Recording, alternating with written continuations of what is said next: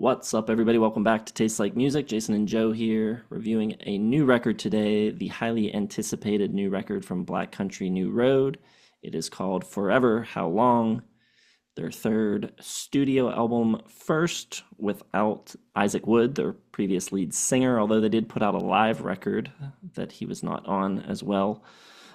First proper studio album, though, produced by James Ford, famous for producing most British bands. uh, Arctic All of them. Arctic Monkeys, chief among them, maybe. I guess we should start by talking a little bit about just our relationship to the band. I think most reviewers and critics love this band, and we are maybe the outliers that have not been super high on them, or have at least not gotten the full extent of the hype. That's putting it lightly. I really hated this band for a long time. Um, their debut, I remember hearing it for the first time and just like within seconds, I was like, no, this is not for me. I'm gonna turn this off. I eventually did listen to it, just for the rating, thrill.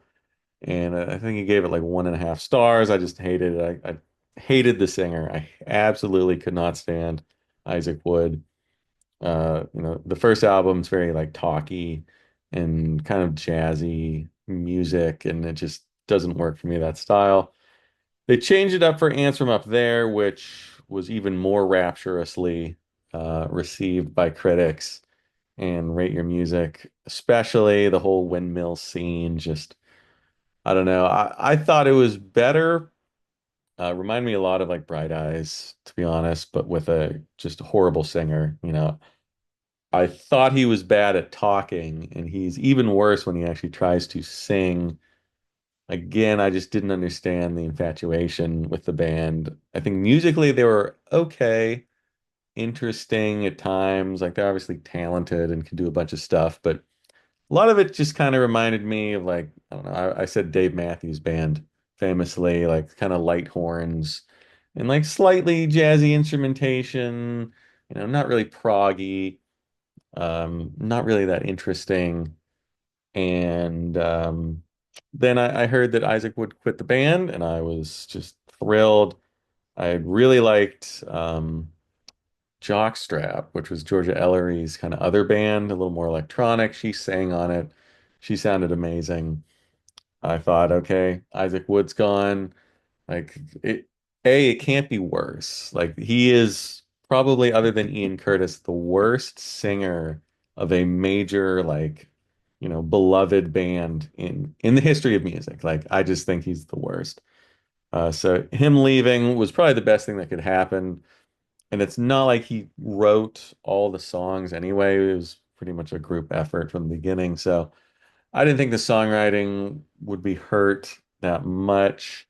And no matter who they got to sing, they'd be in much better shape. So I was interested, kind of, I wouldn't say I was excited to hear Forever How Long, but having a James Ford, who I loved his work with The Car, Arctic Monkeys, The Car, and not having Mr. Wood as the lead singer, hopefully having I didn't listen to the live album, so hopefully having Georgia Ellery as more of a force and singing, I thought would be great. And I didn't really know what else to think or expect, but I was cautiously optimistic about all of it. Well, I was not nearly as down on them as you were. To me, they were always just, they were fine. They're just like a band. And I think I gave the first record 3 stars and the second one 3.5. And I don't have any major issues with them, but I just did not understand the degree of praise that was being heaped upon them. But I did not like Jockstrap. That was my least favorite of all the projects, I think. I only gave that a 2.5 or something. Um, so, yeah, for me, I guess it could go either way. And I like a bunch of James Ford's productions, but I've never really felt like he was like the chief reason for those records being great or anything. Or So, yeah, I was just going in, open mind, see what the new lineup was all about. We've got Tyler Hyde, Georgia Ellery, and May Kershaw splitting vocal duties, and I think basically splitting the chief songwriting, even though I believe there's input from everyone. So let's get into the review of this record, songwriting. It's an interesting direction. The Ants from Up There, from Up Here, whatever it's called, was very, I mean, to me, it was very emo. Like it really took me back to like early 2000s, very much, about love and heartbreak and sort of in a woe is me with some cleverness around the edges. And very emotional lyrics. I guess it was witty storytelling. I didn't like all the Billie Eilish references. I don't know who was responsible for that, but those are mostly gone. And I think on the new one, it's less woe is me, less, navel gazing. Opens things up. There's some songs like Two Horses, which is one of Georgia Ellery's, that, it's a story song dissociated from the band itself. It's not a personal story. Very folky, which I like. There's some songs about friendship and besties. I think a lot of people were kind of harumphing about when they heard it because it's a little too, I don't know, cloy and maybe a little too cutesy indie style. But I don't think all the songs are like that. I think there's a good variety. Something like Salem Sisters is another one where it's, outside of the band itself, and it's not only about, you know, before I thought it just felt like it was only about Isaac Wood. And now it feels like it's about more than that. They've broadened their horizons, expanded a lot. And I like the folkiness of it all. I think story wise, they do some cool stuff. And I think the songs themselves are a little more adventurous and less kind of like build, build, build, emotional catharsis. And like they have a little more variety, and I think it's better for it. I think the songwriting is generally pretty good. Lots of interesting lyrics. The songs are structurally complex, but I think they avoid getting like too weighed down in complexity. I think they don't feel like overdone or like they're doing like they're throwing in sections that don't need to be there, and everything flows together and kind of makes sense as a song. I think the melodies are good. I do think they could be a little hookier. They are strong melodies, but like because it's such a dense record and there's so much going on and like different change ups and things, there's not that like melodic like something to really grab onto to give you like a through line. It's just it kind of feels and maybe like if I get a few more listens in, it'll feel uh like there's a little more there. But right now, even though the melodies are good and pleasing to listen to, I do think I wish I had just a little bit more to like grab onto and remember after the listening experience. But overall, yeah, I think the songs are good. I like the point of view and the stories, like you said. So yeah, good. Feels a little proggy to me, Oh the yeah, way the songs are structured, like more so for sure. Like I kept getting like hints of like honestly like Jethro Tull and like Gentle Giant yep, and songs like that where they are melodically pleasing, but there's a lot of detours. And for how good I think all three singers are for the most part, I feel like they could have stronger melodies in the vocals, and that would really push things to another level. yeah. I mean, it's not that it sounds exactly like Jethro Tull, but there are definitely comparisons to be made, and it's like it's kind of like um, I don't know. I can't think of a tall record that fits the bill, but it's like a record without skating away or like the big pop moment. Um, Mm. it's all it's all minstrels. Minstrels, and you kind of get that songs from the wood feel. Like it's kind of green and foresty and um yeah, like songs like Two Horses and I think Mary, like you definitely get like a little medieval spirit, a little folk spirit, some, that verdant green of Jethro Tull's late 70 period. All right, let's talk about the musicianship. Musicianship's always, I think, been very strong from the band. Uh, I really like George Ellery's mandolin on a bunch of these tracks. They have a ton of instrumentation. There's mandolin and violin and recorder and sax and clarinet and, you know, four different types of piano and keys and, electric guitar and acoustic and, all that stuff. Like it's a giant smorgasbord of instrumentation.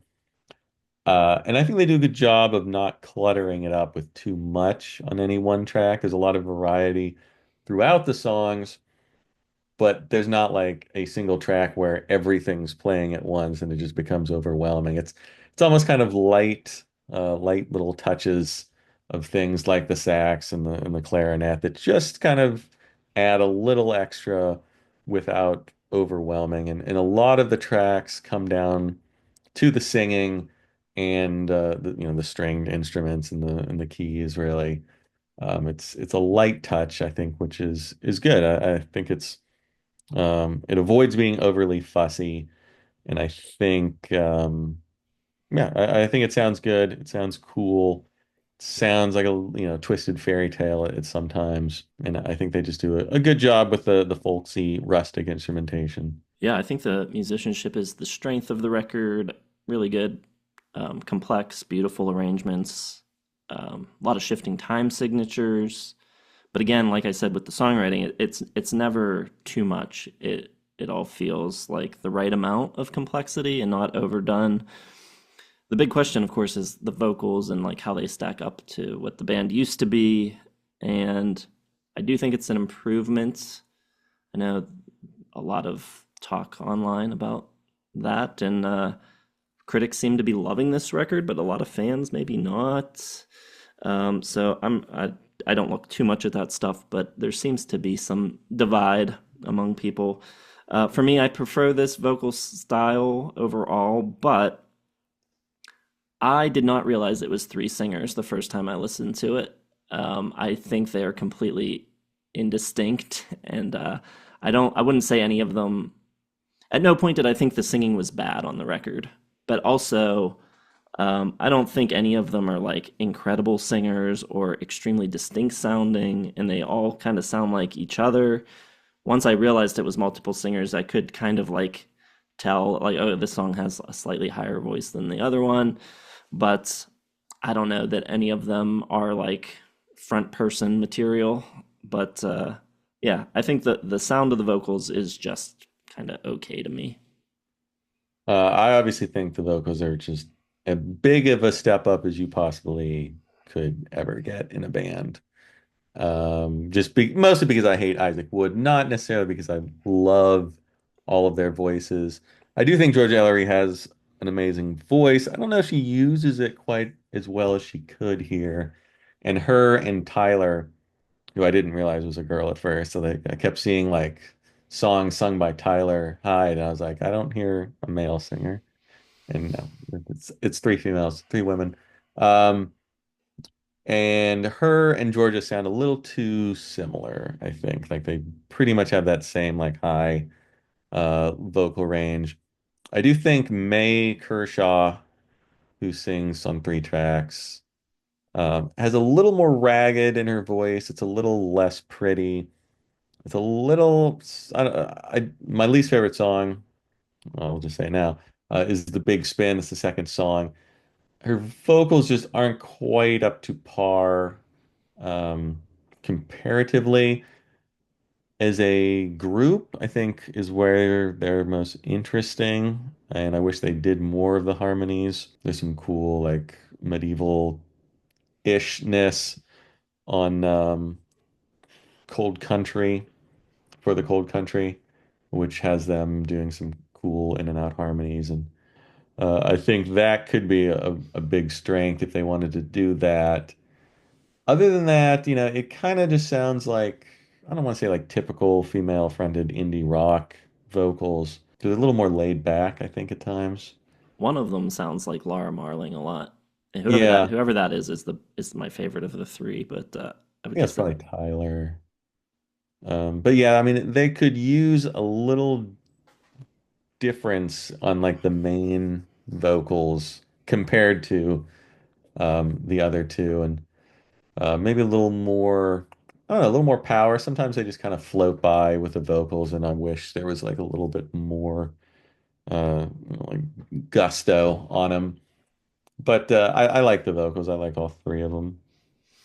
all right, the production. I think Mr. Ford does a good job of not getting in the way of what they're doing. Like, if I listened to this, I don't think I would have thought it was James Ford. Not that he has like a very like obvious production style anyway, at least not from what I can tell from, his discography going back with like The Car and 3D Country, The Ballad of Darren, Prelude to Ecstasy, the Beth Gibbons, the Wave album from last year, Fontaine's DC Romance. I guess he just sort of lets bands kind of do their thing and not overdo it too much. He seems to like orchestration a good bit, but I didn't really notice any on this album. There might be a little bit, maybe not. So I think he just does a good job of just letting them do their thing and sound good. I think they're obviously a very talented band and they pretty much know what they want to do. And I think everything sounds really good and all the levels and all the instruments sound great. So whatever he's doing here, which I don't know what he's doing, uh, continue doing that. Well, from the little I read about it, it seems the band didn't know what they wanted to do. So Okay.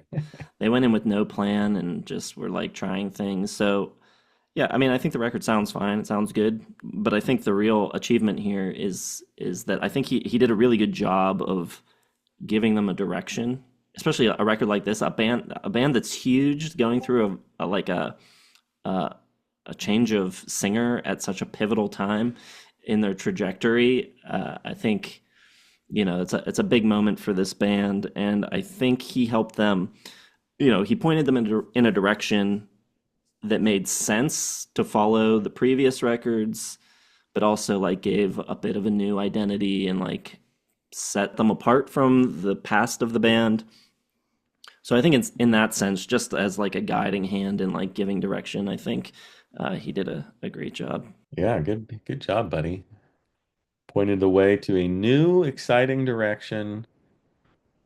Critics still love it. I don't know if the fans. It'll be interesting to see how much it sells and if they can like break out into a new fan base beyond the windmill scene on this.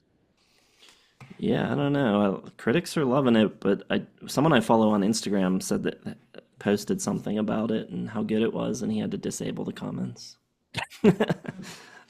You don't cross the windmill scene. They are a bunch of just maniacs. All right, you've already alluded to some of this, but best and worst for you. Best for me, I really like I didn't I've been saying I didn't like it in the Discord to kind of throw people off the scent, but I do like Besties a lot and Two Horses I think is really cool. Best for me is Besties. Maybe a lame, obvious answer, but it's got the extra little bit of melodic juice to it. I think it's a little catchier than anything else on the record. And it might be cutesy for people, but I like cutesy indie pop. That's my lane. So yeah, I like it. Worst is Mary. Just a little. Not that it's a bad song. I think it serves its purpose within the track list, but it's just a little dull. Just a kind of a acoustic, folky ballad. Not quite as interesting as all the other stuff going on. Worst for me, I think probably Socks. I think it's a little weird. I don't quite understand what's going on with Socks. Score. I'm going 4 stars. I like it. I think it's quite good, and I'm very interested to see if they'll stick with like this proggy Jethro Tull, Gentle Giant vein. That would be really cool to see that kind of come back. I am going 3.5 again. Kind of a high. Four, I knew you were going for. Four crossed my mind for a little bit. But then I looked at like other stuff and like where I had things ranked this year, and there was just no way I could put it above some other stuff. So yeah, it's a pretty high 3.5, although I think I forget exactly. There's a handful of other 3.5s ahead of it. I think it's solid. I think it's an improvement. It is, I think, even above Ants from Up There, which I gave the same score. I think this is markedly better, but at the same time, am I like super excited about it? Is it one of my favorites of the year so far? Still no. Yeah, I only have like 12 four-star albums on this whole year so far, so this beats most of what I've heard this year. I haven't really found too many albums I loved. I think I'm at 25 at four and up currently. All right. Well, there you go. Let us know what you think of this record, the new direction, the new vocals. Leave it in the comments. Hit the like button, subscribe, hit the bell for notifications. Thanks for watching. Check the video description. Lots of links there to our Patreon. We have a record label with an album still for sale. Check it out. Thanks for watching. See you in the next one.